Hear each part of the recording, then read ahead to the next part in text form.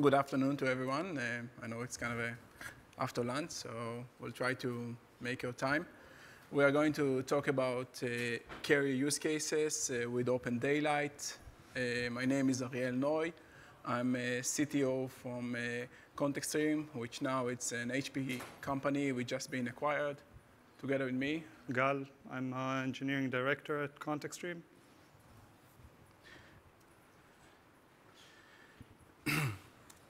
So as for the agenda, it's actually my first time, so I'll try to be on time and not diverted.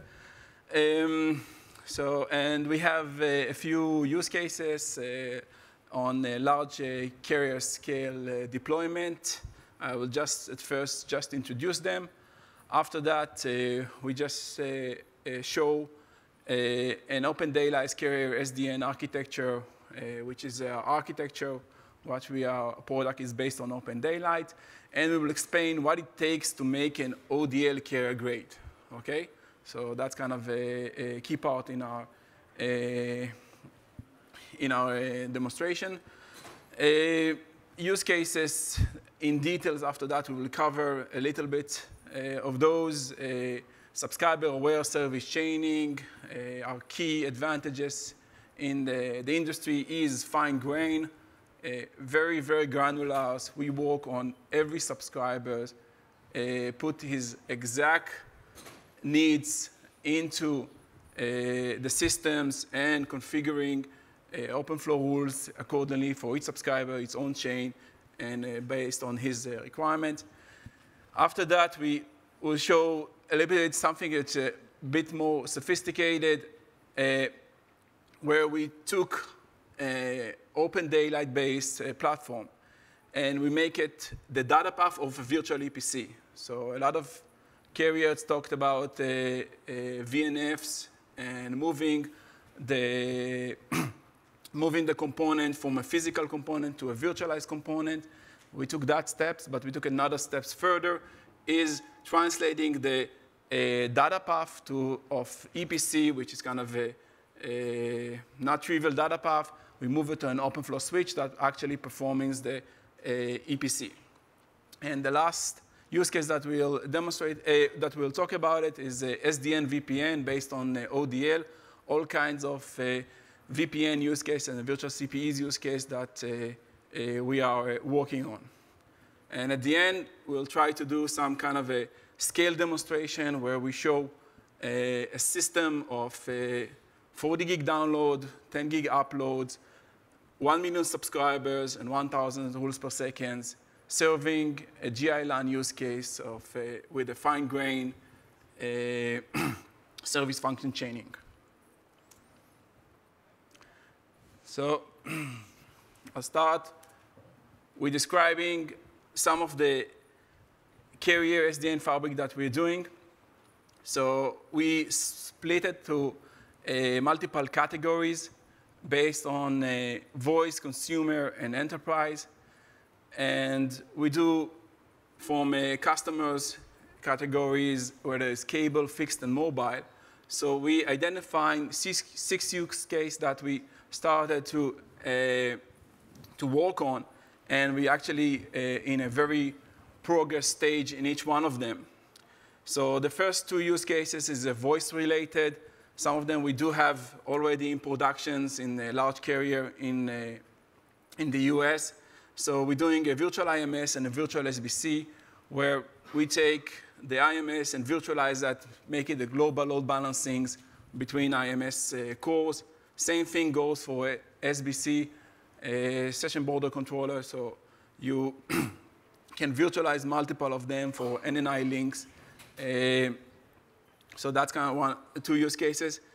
In the consumer data, we're doing subscriber-aware service function chaining. That's for GI-LAN. GI-LAN is the endpoints of the EPC, the LTE environments, the 4G environments that you know. After that, you need all kinds of services. Most probably, most of you are getting those services, even if you're aware or not. So the ability to have all kinds of services introduced, that's kind of a use case that we do. the next use case is enabling EPC that I talked a little bit before. And the last two use cases are virtual CPEs and an SDN VPN that they're somehow related, okay? So we'll demonstrate, I'll show what's in there. So I just very quickly go over these because I will have later on details. So each one, if I get it, sorry. I have the mouse. No, not this side. OK. So this is the virtual CPE, virtual EPC use case where the data path component is actually being on an OpenFlow switch. And you have the control component, which are the regular EPC. But now they translate and move to, with the ODL controller, it moves to the context net and pushes to the OpenFlow switches. So that's on the left side. OK. On the GI LAN, so that's service function chaining, subscriber aware, fine grain. I'll cover it later. Wi-Fi, SFC, same thing, very, very similar. And the two voice use cases, SBC load balancings and IMS load balancings, all subscriber goes to a context switch and goes to a different IMS core. Now, on the business services, so you have some branch office, you have headquarter offices, and the virtual CPEs, the CPE is kind of a DOM, aggregates into the actual CPEs, just aggregate into the center. And over here, it gets to an OpenFlow switch, and all the other components are virtualized inside, whether it's on the branch or whether in the central, very, very similar, and aggregates into a virtualized environment. Good question. Just give me 2 slides, I'll get to that. And business services, I'll cover it later. Let's go to your question. I just wanted to show you just what are we talking about before I drill into the architecture. So we are connecting network equipments. We are connecting virtualized components. They are residing, whether that's in the home or in the data centers, on the aggregation points, whatever they are, OK? And they are all connected in multiple locations. And between them, there's kind of a network, whatever, layer 2, layer 3 network. We treat it as an underlay network between them. In each location, we put an OpenFlow switch, OK, which is a context switch. And together with that, we put a context net controller, OK? The controller is an SDN controller based on OpenDaylight, which communicates with the switch, OK? Now, the switch is an OpenFlow switch that can be a mix and match of software OpenFlow switch and a hardware OpenFlow switch, or just software or just hardware, depending on the use case, OK? But it's just an OpenFlow switch that the controller knows how to configure it in a set of OpenFlow tables. I'll explain later which kind of tables we have and how that gets together. Now, the controller needs to be a federated controller because it's not the same location all the time. I cannot guarantee for you clustering. It can be different locations, one in the East Coast, one in the West Coast, or it can be unreliable connection between them. So the controller should be as close as possible to the controllee, but I cannot guarantee that between controller we'll have a good network. That's why we federate the controller between them. The communication between the controller,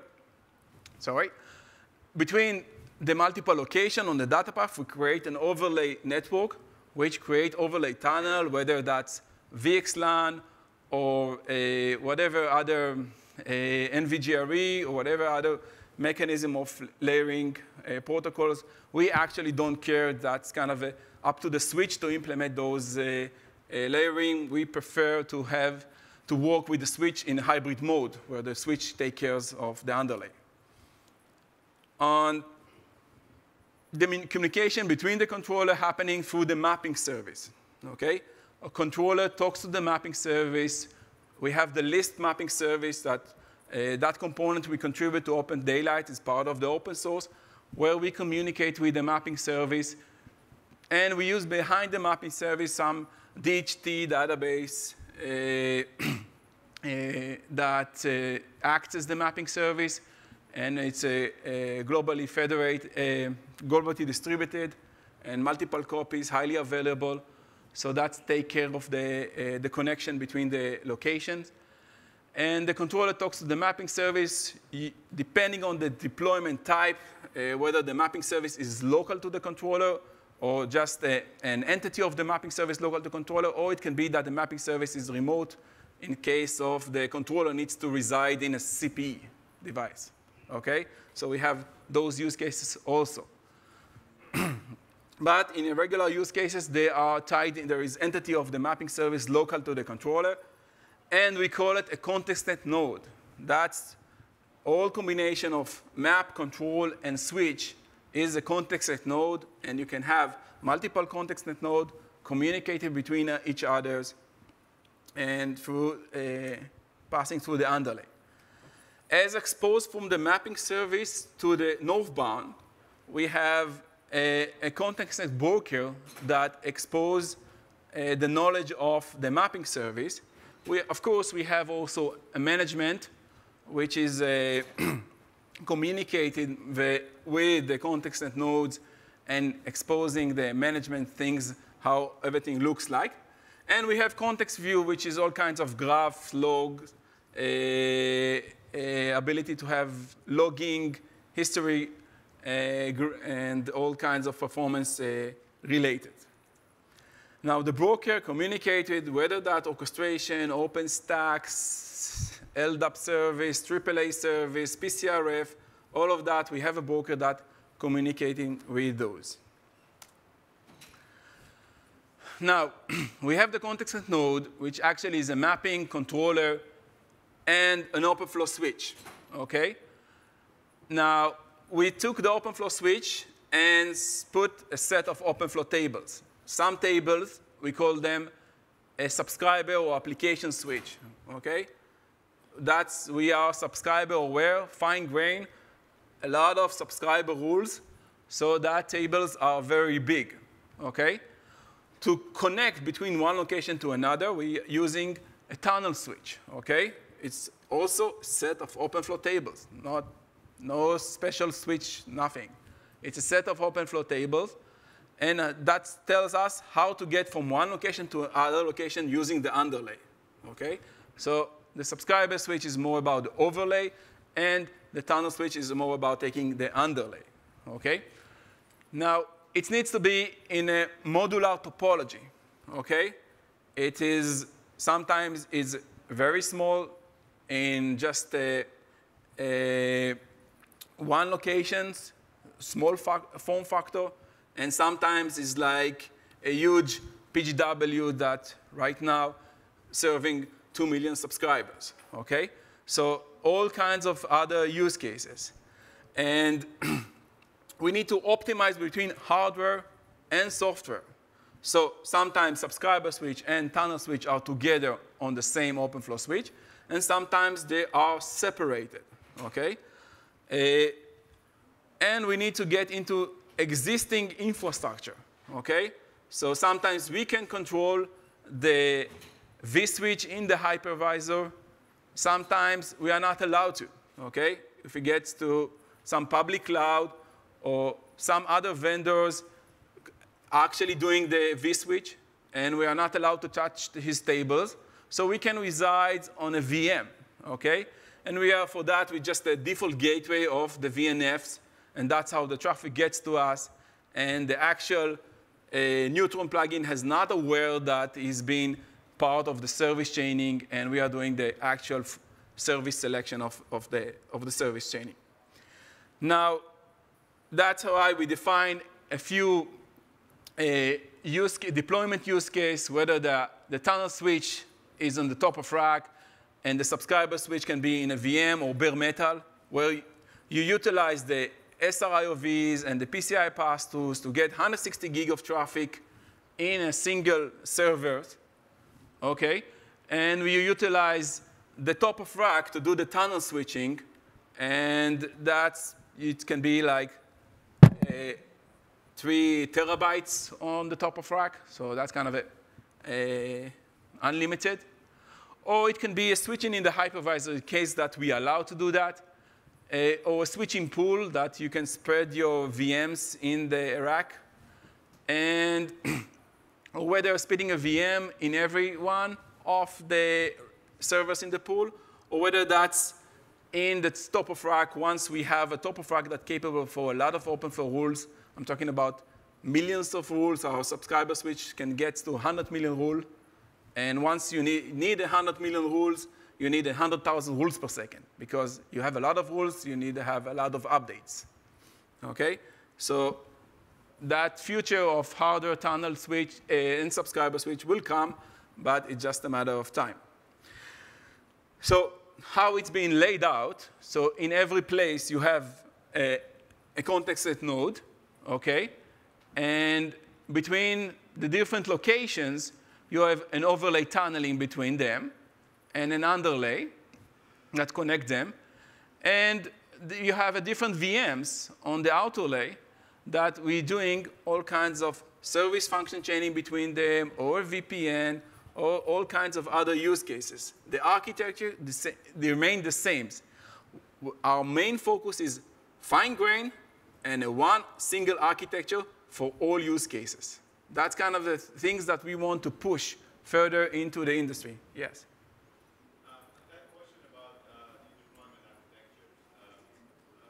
You talked about 100 million and 100 million flows being managed and throughput scale at that level. Across all these deployment options, would you mind sharing your viewpoint that how does your capacity and scale impact from bare metal to virtual machine implementations and so on and so forth? If you would like to comment on it. Sure, I would love to. I would go, once I go to every use case, I will explain exactly what's the special about that use case. And we have a demonstration, if we'll get to that, of 1 million subscribers and like, I don't know, we have 12 million. Yeah, we'll see the ability to upscale, how we can add more switches and upscale the solution and still be resilient and handle the scale. And of course, we are talking about Caregrade. Everything have to be highly available. So everything you have to write twice to different redundant switches and redundant controllers. So whenever anything fails, you have to continue to work. Now, just an example of one of the use cases that we do in subscriber OS service function chaining, just to give you a visibility how data path works between subscriber switch and a tunnel switch. So we have in every location context net node. We have the controller that talks to the mapping service, and the mapping service is on top of that, having the knowledge about each subscriber's where it is, each VNF where it is, what is the status, and the list is location identity separation protocol. We ask the mapping what's the location, what's the identity, and what's the status, and we get that from the mapping service. Now, when the data path actually is being configured into the OpenFlow switches, so when a traffic comes in from a service function chaining from one VM to another, okay, and we say that we are subscriber aware, meaning that the traffic goes from a single VMs, it goes to usually a VM is a VNF. What is sent to is based on his next top router or his default MAC address. So whatever you configure that VNF to be sending traffic to, okay? Even in a use case that we are not part of Neutron at all, always the VNF has a default destination. He will get into the subscriber switch. The subscriber switch will understand, OK, what was my previous VNF, OK, meaning like the source MAC address of the packet. And then it will look who is the subscriber. So depending on the direction of that interface, whether that's up to the internet or towards the subscribers, you look on the source IP or destination IP to identify the subscribers. And then you have a rule that hits the rule, whether that's coming from this VNF, this subscriber, what will be his next service, OK? Or what will be the next filtering that needs to have what, based on his application or something else, to hit what will be the next VNF. And there will be a rule over there that's saying, like, for this subscriber, the next VNF in line will be the next, this one, OK? So now that rule says, OK, go to the next table and have some kind of a cookie, OK? Or it can be a MAC address if that's the tunnel switch is not in the same OpenFlow switch. And then it goes to the OpenFlow tables, which belongs to the tunnel switch. And the tunnel switch will just forward encapsulate it based on the exact topology where the location of the destination VNF. And it goes to the other side's VNF, tunnel switch get the packet, and just send it to the next VNF in line, whether that's physical VNF or logical VNF. So if you compare it with, it's really matched to also including SFC proxy, if you're aware about what SFC and shims and all about. Okay, so that allows you to have ability to have in network also VNFs that are not SFC aware. Do you use one specific encapsulation or is it multiple? We support multiple encapsulation. We leave it to the capabilities of the switch. Okay? We mainly focusing on trying to work with hybrid mode switches so that they will take care. We configure the tunnel, of course, but if they can use just an MPLS, we are fine with that. We prefer VXLAN, but just. Now, what it takes to make a carrier grade ODL, okay? And a carrier grade is a lot about high availability, okay? A carrier cannot allow himself for service to fail, okay? When in a data centers, okay, just you have a single top of rack, and if a top of rack fails, that's fine, okay? Usually, the Google and the Amazon cover that in the application level and make sure that they have the redundancy in the applications, enough compute, other compute, take care of that. In a carrier, a rack can have a lot of subscribers on it, okay? Like few millions of subscribers in that rack being served. And he cannot allow himself that a single component will fail and he will have a service outage. So for that, everything needs to be highly available, fully redundant. So if we have multiple ConteXtNet nodes between them, actually in every one of them, we created N+1 redundancy between the controller nodes. So in a single node, we can have multiple controller and multiple maps, and all of them act as an N+1 redundancy, okay? So they are sharing the load between them, and if one of them fails, the others continue to work, okay? We will actually show that in the demonstration that we fail one of the controller, and you will see everything continue to work as usual. In every ConteXtNet node, there is a leader, okay? The leader is just responsible for defining the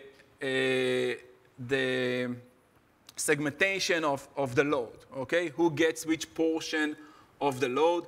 Actually, what we distinguish between scale task and non-scale task, okay?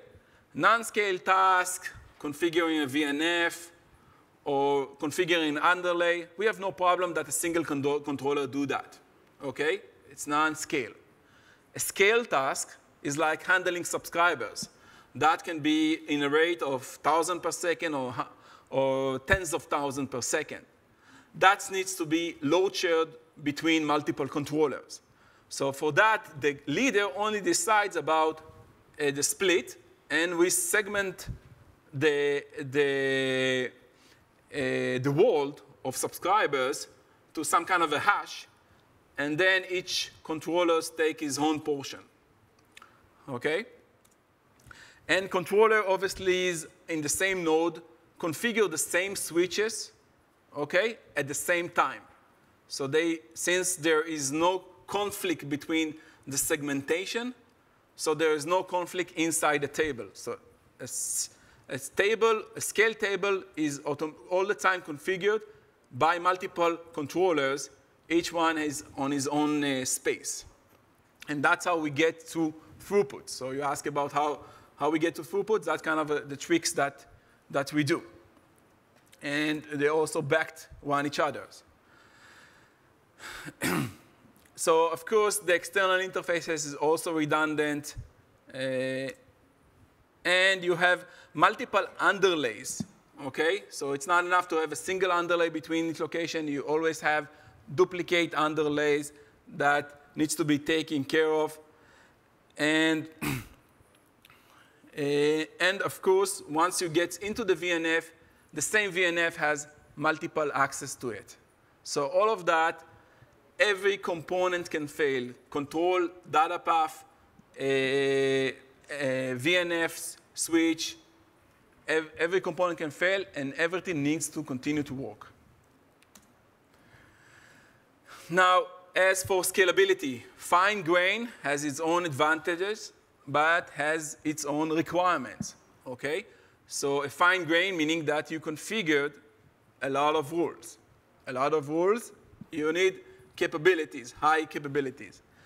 So the numbers that we are at is like 500 context node, multiple controllers, VMs, so controller running in a VM, in a context net node, so you have multiple VM. But it's not enough. In each VM, you need multiple JVM, okay? OpenDaylight run in Java. Java has garbage collection. Garbage collection has limitation on the memory, okay? When you get a full GC, most of you knows that the JVM stops, okay? And that's very risky. In order to do that, you need to have multiple JVMs in a single VM, okay? Each one with a smaller footprint. And once you have a lot of JVMs, then you have the less potential of full GC, or that full GC will be shorter, okay? And so an assignment of VNF to OpenFlow switch, distribution highly available. So just the numbers that we are, in a context net node, we have up to 8 VMs, 64 JVMs, 1,000 OpenFlow switches, up to, depending on the use case, so 10K VNFs, and 10 million subscribers, okay? In each node, and you can have 500 of those. So the scalability is very, very high, depending on the use case. I said that this is like the other side of the use case where you have a huge context net node, but sometimes there is a different use case that the same thing needs to go to in a CPE, okay? Which needs to be cost like $200 CPE, okay? So just different use cases, same architecture. Just a bit about external interface. I won't take too much time of that. So all kinds of external interfaces, orchestration, AAA. So working with carriers, a lot of transaction subscriber awareness coming from the AAA, whether that's PCRF, GX interfaces, and the radius interfaces.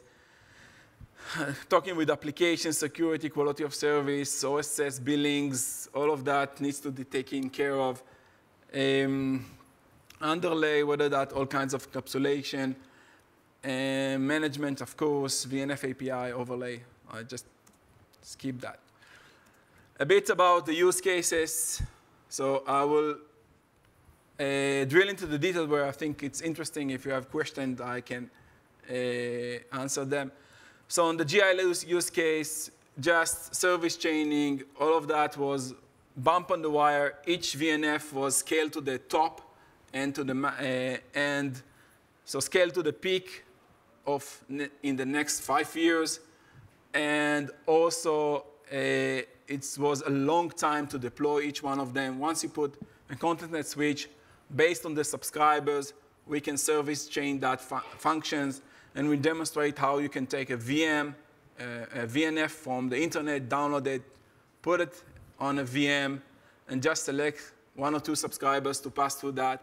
So it's just a matter of few minutes of adding that to the systems instead of 18 months of testings and without risking your environment. We actually did that in one of the customers during a SIP call, during a Skype call with the customer, okay, while he's on his laptop, and we introduced another VNF in line, okay? And I told them, okay, so test it's working. Wait, I know it's working because we continue to talk, okay? So that's kind of how it's easy to introduce new VNF into that system. Now, the carrier challenge in that, okay?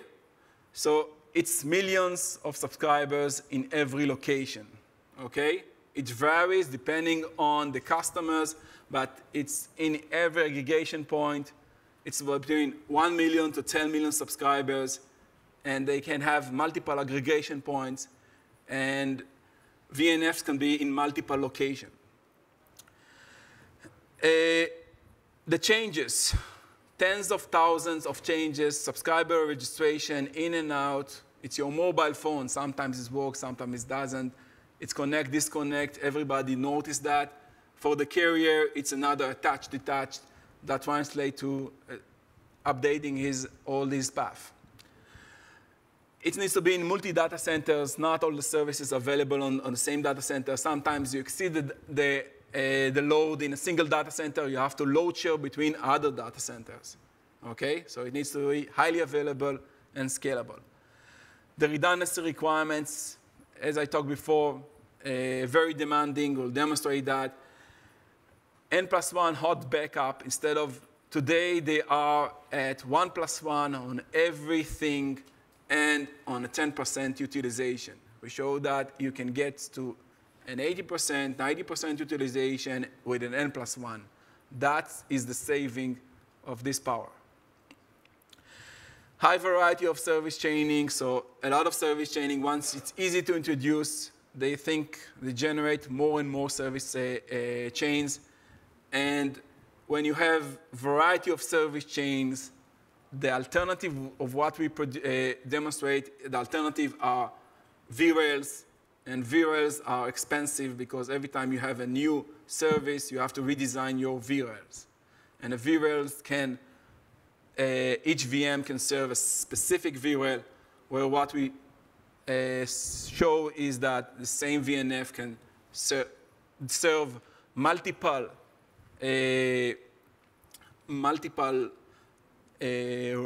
chaining, okay, on different subscribers, while they're not needing to include all kinds of shim and requirements. So once SFC will be deployed in all VNF type, then our life will be easier. You need to cover physical network function and support VNF without NSH headers, as I described. Well, yeah, maybe we should go to the scale demo and continue afterwards. Sure. Do we have time? Yeah, Yeah. You're monitoring the time. Yeah. Okay. We'll just jump through the other use cases and try to see a short demo of the scale. Okay, Ariel will be my iPad guy here. Yeah. Good So luck. what we have over here, well, Gal, you have to connect to this. Or you want to explain it first? Yeah. Okay, we have our scale setup here is constructed out of a single context node. This is a scale setup that presents the SGI LAN, the SFC use case. We have here the P gateway and the firewall. And as those of you who are familiar with the SGI LAN use case, the services are being presented between the P gateway and the firewall. So here between, we have a Tor switch with multiple computes and VMs. Some of them are the context switch. Some are VNFs. There are VNFs in our demo which are subscriber aware. And some of them are stateless. So we can do mix and match of those. OK, you can see that in the demo, we're going to present 40 gig downstream and 10 gig upstream that runs on 1 million subscribers. Each subscriber will have approximately 2 hops, okay, in between the PGW and the router and the firewall. For that, we'll be using 3 context switch OpenFlow switches. Again, what makes them, from our view, carrier grade switch is the fact that they can hold 100 million rules and they can handle this high rate of flow modification events. High number of rules per second, and still 160 gigs, and very low latencies, with between 70 to 100 microseconds. Microbes, yeah. We'll have here 4 context-aware VNFs, which is our proprietary VNFs that can do TCP optimization and header enrichment. Again, to do header enrichment, you need to be subscriber aware. Okay, you want to put inside the header of a certain packet subscriber information, or which makes you subscriber aware. What we're doing in production, I don't know if some of them you have the services, that based on the subscriber, we put the label in the headers, and that gets to Microsoft websites. And once you buy from Microsoft, it gets deduced from your operator. So that's kind of things that you can introduce into the systems. And to have that capabilities, your VNF needs to be subscriber aware. It's not enough that the SDN is subscriber aware, the SDN that is subscriber aware, send the traffic to that VNF, specific VNF, also send him that subscriber awareness for him to function. And also for the redundant VNF that we selected for him. So the redundant VNF gets that information. OK. Now, to reach that traffic here in the setup, we used 40 gig NICs and SRIOV ports to get the full-blown bandwidth. Even though some claims that the vSwitch can do high traffic, try to do that with VNF traffic. Okay? A lot of optimization in the vSwitch, in the open source, in the proprietary ones, are focusing on the data center application, not focusing on the carrier applications. They are optimizing for all kinds of 5 tuples that repeating 5 tuples. Okay? Once you have a traffic like in every second you have 1 million different 5 tuples, try to do that on a vSwitch. That optimization do not work. You need a different type of optimization in the data path in order to have that ability to run all this traffic. OK, I'll try to run through the demo now. So what we can see here is our GUI runs 50 gig traffic total, 40 gig downstream, and 10 gig upstream. we'll also see here the distributions between, these are the 4 context-aware VNFs, okay? So we load balance in this demo between the 4 VNFs. If we'll add additional one, we'll be able to do that as well. Notice the way we do here load balancing is by load balancing each subscriber to a different VNF. Okay, that's one of the abilities when we do fine-grained rules. While having 15 gig of traffic in the setups, I have this iPad which connected to the setup, and I can select my own service profile into that setup as a subscribers, and I can surf the internet. So Gal can look me up into that system, and you want my IP or you want my no, name? we'll search here, but just to see that we're around the 1 million subscribers here. So I logged in as Ariel. We have now 1,043,000 subscribers. We'll just search for the iPad. Ariel. Yeah.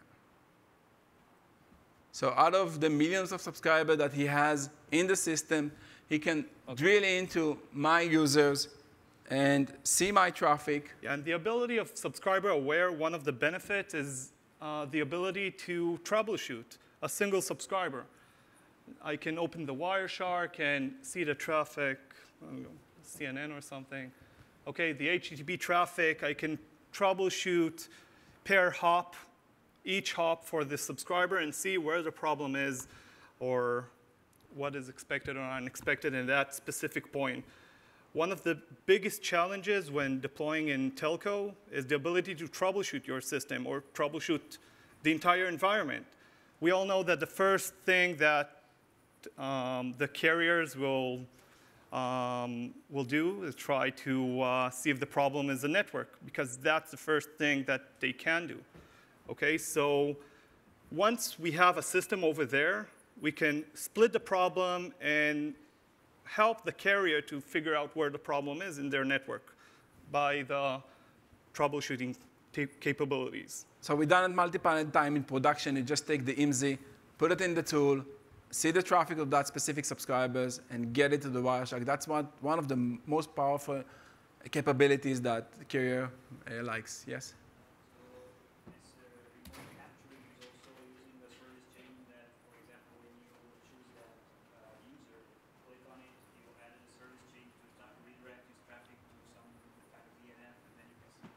No, it's actually. So what we're doing is having another rule. Once you click it, you have another rule that duplicate that traffic from a specific location on that chains and encapsulate it with the VXLAN to one of our VNFs that take it up to the GUI. Okay? And obviously, you can have a VNF that gets mirroring. So some of the VNFs, some of the content filtering needs just a mirror traffic of selected traffic. So all kinds of capabilities are there, but for that, it's just a... OK, just to see. Oh, sorry, a bit challenging. OK, so this is the context switch itself. We can see that a single switch will be connected to all the controllers, again, for resiliency and load balancing of the rules installation. Now, what we can see here as well, it's a regular switch, OK, high power switch. We can see that in tables 2 and 22, we have approximately 2 million rules, OK? I'll try to use a different interface that most of you will be familiar with. So we have a table for upstream and a table for downstreams. And the first table is just hitting whether, depending where you're coming from, which direction you go. So this is the standard OpenFlow controller, OK? This is a standard interface, so we can see all the tables and the amount of rules there. We can also see the subscriber, which is 1.6. Just a second. This is the context switch, which is a high-power open-flow switch that can hold our switch. Yeah. Yeah, we had to software. It's a software switch. Yeah. Okay. We had to implement because we understood that we need a lot of rules and there was any available. Just a regular Linux. Yes. And we have here the rules themselves. So basically, it's a standard powerful open flow switch. Okay, and we'll try to go faster. We're out of time here. Also, as Ariel said, we have the context view, which is analytics view of the system. What we can see here, we'll just won't see it live.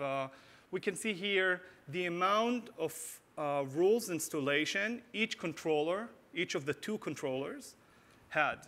Okay, so here we have in blue and brown, two controllers, each installed 6,000 rules a second, okay? Total of 12,000 rules a second for all three switches, okay? What we will do now is look at the GUI. We'll continue monitoring the traffic. Again, as you remember, the resiliency for telco is one of the most important things, okay?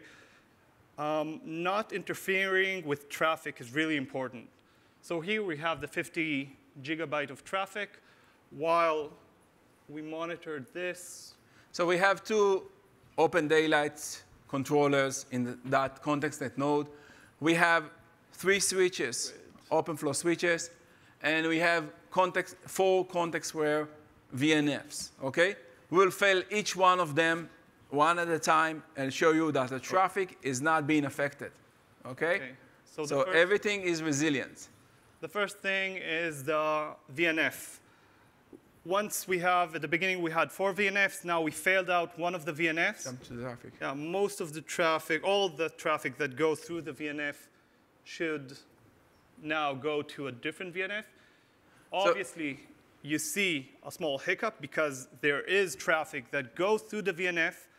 For a short period of time, we transfer the traffic to a different VNF, okay?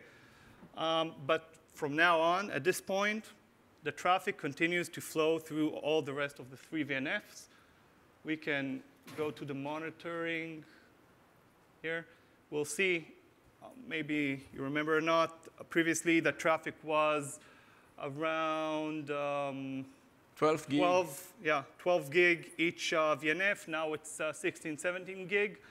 This VNF is out. So we had, each VNF had 250 subscribers, 250,000 subscribers on it, okay? That VNF failed, okay? That traffic in a 1 second move to the other VNFs, split the load between them, okay? So we had to move that 250 subscribers, 80,000 goes to a different VNF. We did that in less than a second. The only way to do that is planning ahead the OpenFlow table such that you have a multiple lookup, okay? So you have a lookup to the virtual VNF instance and then to the physical VNF instance. We change the lookup of the table. The controller noticed that the VNF failed, change the lookups, and automatically the traffic split into the other VNF. Now the VNF instance, okay, suddenly gets a lot of traffic that wasn't below for him before that. And whether that VNF is header enrichment, for example, must be subscriber aware, okay? So he needs to have that information, how to enrich the subscriber before that. So we send the information of that enrichment to the VNF that we will know that will be the backup VNF, okay? That's what telco needs. Okay, the next failure we'll show is a switch failure. Again, we're in switch number 3. Let's summary. Just see it's an active switch.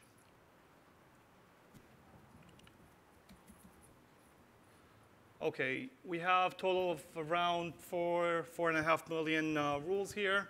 Let's just shut down the switch.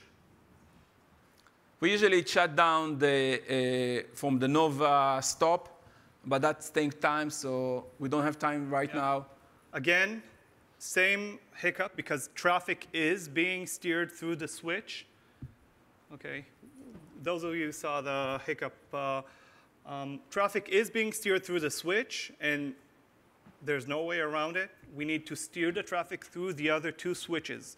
Okay, but again, after a very short period of time, the traffic reaches again back to 50 gig upstream and downstream total. What happened in the background is that for us, we can steer the traffic immediately.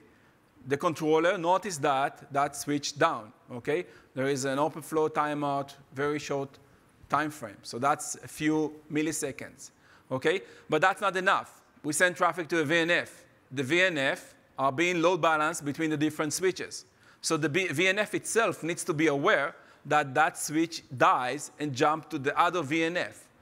And during that time, the controller sends a gratuitous up into the VNF saying that you are no longer being served by this switch, you are being served by a new switch.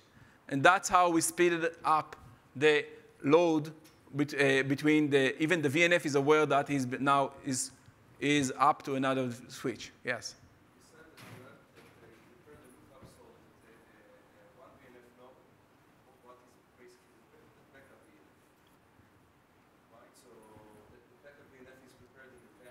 Yes. What if the backup VNF fails as well?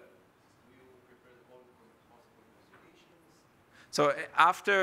So we prepare for a hot standby on, it's depending on how much you want, okay? On a regular basis, is like a single failure will have immediately hot standby on second one. If the carrier wants triple failure, we can do that, okay? At some point, you have to say, okay, that's how much because every time another failure is cost something, right? The VNF has to be subscriber aware and gets that load. So, but also after a certain period of time, it's configurable about time, you say, okay, that VNF dies, and you have to configure this redundant VNF. Another one, redundant for the redundant. And come back to, yeah. Mm-hmm. Okay, so let's continue now to the third failure we want to present here. The controller failure. Now, obviously, when you're failing out controller, it shouldn't affect traffic. You should be aware of that and make sure it doesn't affect traffic. So in controller failure, we need to look at the controlling packets, right? For example, the ARPs, ICMP traffic that reaches the controller and it handles them, or the AAA traffic. Now, for that, we'll simulate radius packets here. Okay. Yeah, it's reg and reg. It's both. We're simulating 1,000 packets per second for 200,000 subscribers. Plain radius packet with several AVPs. Sorry. So that's simulating 1,000 subscriber attached, detached. That's what happens in usually in every carrier aggregation points, 1,000 per second or 10,000 per second, depending on the site and depending on his configuration. Yeah, and here we see 2,000 because our management or our system here present also not only the 1,000 radiuses that the broker receives, but also the additional 1,000 radiuses we send to the context where, because it's a subscriber aware, we need to send the radiuses back to it, standard interface, and make sure it follows the subscriber awareness requirement. So, without we'll that just 1,000 rules are now translating like 12,000 rules per second on the data path, right? Yeah, well, on the control path. We'll see it now. Just a second. Before I fail out, we'll go to one of the switches. Actually, we can do it. No, we'll go to one of the switches and see summary. Okay, we'll see the summary. And you'll be able to see the rules there. Where's there? Just point out with the here. mouse, with the mouse. Yeah, the rules in table 2 and 22 are changing in a rate of 4,000 a second, I think. Okay? We have 3 switches. 12,000 is divided to 3 switches. So now we'll fail the controller, the ODL controller.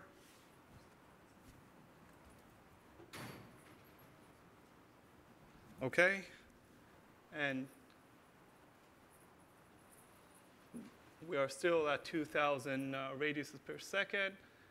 And the controllers should be out. Yes. OK, and the controller is out. Again, traffic should not be affected. As we go back to the traffic view, in no point the traffic should be affected.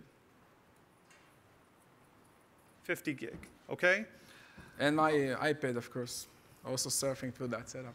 Now, one last thing we want to present here is the restoration. The failure part is tricky and important, but the restoration part is much trickier and should be handled the same way. It shouldn't affect traffic. Okay, so at this point, we'll restore the switch, which is one of the toughest component to handle in the system. And again, bear in mind that this specific switch had 4 million rules.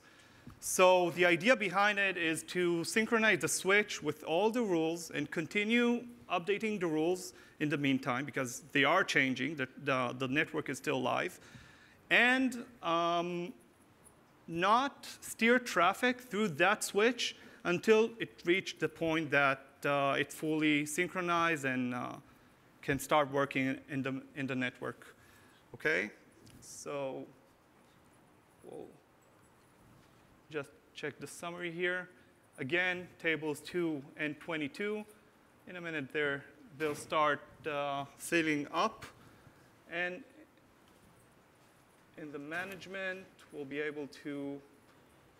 So there was like a 4 million rules before that, right? If I remember 4 correctly. million rules, yes. Yeah, so now the controller push 4 million rules into that switch until it will be ready, functional, and only then will send traffic back to him by gratuitous ARP, and traffic will be ready and split the load between the different switches. So the switch now is in state of recovering. OK, you can see that the tables are being filled. None of the traffic should be forwarded through this switch at this point until it reaches its capacity. And, well, basically that's it. We won't wait till the switch is restored. It will take a couple of minutes. If you have any questions, please feel free. Yes?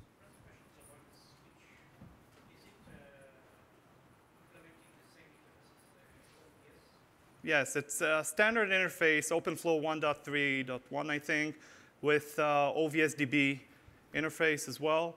Again, the difference between the standard OVS switch and this switch is the capacity, and both traffic, 160 gig of traffic, and the number of rules. So basically, it will be transparent if I take this switch and put it inside. Exactly. Yeah, we work with Mininet, we work with the regular OpenFlow switch, that's not a problem. But to get to performance, we need our switch. Yes. Yes. You talk about Caregrade, you talk about addressing scalability in HA. As you're probably aware, there's actually hundreds of requirements for Caregrade, and Telcordia spells them out quite well. One of the things I would have liked to have seen in your use cases is, for example, hitless upgrades. Right? So that's something that OpenDaylight needs to work on earlier, and it would be really good to see that use case because it's critical. Also, software patches. So right now we have to do a download of the entire image. No carrier would ever accept that. You really, if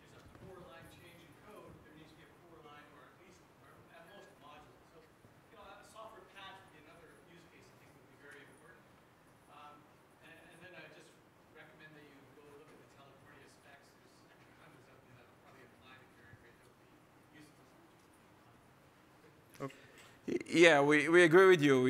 We definitely are in the way of that thinking. If you don't plan, there are a few things in networking and management and control. It's like if you don't make your thinking from the first day on the data path is like how you do the redundancy and multicast. On the control path is just how you do the software upgrade. That's the three major things difficult in software design on network equipment. And you have to think about it from the beginning. That's why we picked the federation model that allows us to upgrade a single controller at a time, okay, while all others are running. And that's kind of important for that. We agree with you. For sure. One of the other things we also have to concentrate on is security. So I just have to point out, you gave me a heart attack when you're pointing out people's traffic. You know, you get arrested if you actually try to do that in a real telco, right? You're not allowed to set that. So depending who's the operator and depending on who's allowed to get, of course, on the GUI, there are all kinds of permission. But yes, in production, they are using that GUI to allow them to see the traffic when there is a problem. So there are people that are allowed to see the GUI. Not necessarily the subscriber traffic, maybe a test subscriber when you want to introduce a new service. It's very useful for these specific cases. You wouldn't be allowed to everybody. Yeah, probably. Yeah, it's not open for the open. Yeah. Yes? The question about your switch and how many virtual CPU does it use on this case?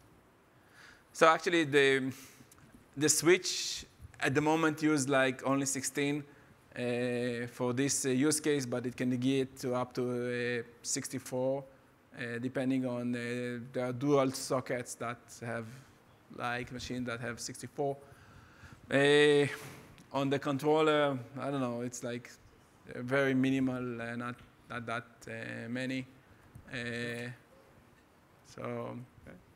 Yes? Yeah. Oh, no, you. So my part, kind of a two-part. One is you detect the switch failure in millisecond time. So using the hello interval, the open flow hello interval. Well, you have the echo first. The echoing the switch to health is one of the most important things. Also, any packet that's being received from the switch can trigger the livelihood of the switch, and it needs to be in. Right. So if the switch goes down, then you stop receiving the echo request reply, right? So you must be at like a millisecond, like 1 millisecond or 2 millisecond rate on the message. No, not necessarily. No, it's. So depending on the hello message, we expedite the hello message on the It's, upper floor. I think 100 millisecond or so. So you do 3 times low to detect. Something like that, yes. And you can scale that rate to 1,000 switches. Yes, multiple connection. You need the auxiliary connection because, again, we are using here high rate of flow modification packets and packet ends, and the scale connection to the switch is fully blown. So we'll need you'll need to use multiple auxiliary connections to the switch for health and others. Okay. Yes. When switch fails, yes, you will have packet loss. From the point that the switch really failed till the through the amount of time that it takes for you to find that the switch fails. And after that, you need to notify all the VNFs that uses that switch to move to a different switch and load balance it. So you will have packet loss. It is acceptable to have some amount of packet loss, and it really depends on the use case in the carrier. But if there is a packet loss, you cannot make sure the service can be continuity, right? You cannot. Make sure the service continuity. Service is so, In SGI LAN, Some But- service will be yeah. in some It, if a service fails in one packet lost, that's not a service, okay? So that's kind of a, I don't familiar with the service because there are always a few Virtual packet machine. lost. Now, in a 40 gig of traffic, okay? So, and you have millions of subscribers on that 40 gigs, so it's not just for each service, it's a small pain, small price to pay. Yes? And you don't have another choice. So for your VNF failure case, do you migrate the internal state of the VNF to other VNF? We migrate the subscribers to use the other VNFs, yes. What about the associated states inside the VNF? Well, if the VNF failed, the state died. Okay, you cannot restore that state. But if you're talking about traffic state, but the subscriber state or the subscriber data is being synchronized in other VNFs as an active standby solution for the VNF failure, okay, for fast failover. So we try to make the VNF as much as possible aware about who will be the redundant, okay? And we have a VNF API that he communicates with us. So for cases like if it's a TCP proxy, some kind of a way, so you're not really can, TCP dies if the VNF terminates that TCP, but automatically a new one can be created on the second one. If it's more sophisticated, things like we do in the IMS is like when one PCSCF fails, even the connection is the connectionless, okay? It's like a UDP protocol. We send a message to the UE to rejoin, and we send it to another PCSCF. So there's all kinds of ways how to expedite that knowledge. Okay, thank you.